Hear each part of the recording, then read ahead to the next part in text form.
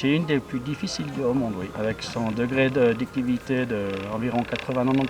En règle générale, on ne risque pas grand-chose. C'est seulement la qualité du manteau neigeux qui fait la difficulté, en dehors de la raideur.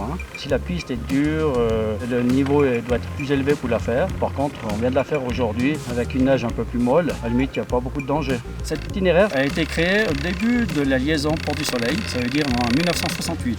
Un itinéraire, ça veut dire que c'est une piste qui est non damée, mais par contre, elle est protégée contre les dangers de la montagne, ce qui veut dire les chutes de pierre ou les avalanches. En Suisse, normalement, toutes les pistes doivent être préparées et damées. Donc, on a trouvé un autre système pour ce genre de piste qu'on ne peut pas accéder avec une dameuse, même avec un treuil. Donc, c'est pour ça que ça a été une nouvelle catégorie de piste en Suisse. Et ça prête un petit peu à confusion, surtout quand des Français ou des étrangers arrivent et qui voient une piste jaune, ils ne comprennent pas bien ce que ça veut dire. On a dû mettre des panneaux en expliquant bien la situation. C'est pas forcément la piste où on a plus d'accidents, parce que quand même le niveau de skieurs est quand même élevé. Par contre, ça arrive quand même, comme malheureusement on a eu des décès sur cette piste.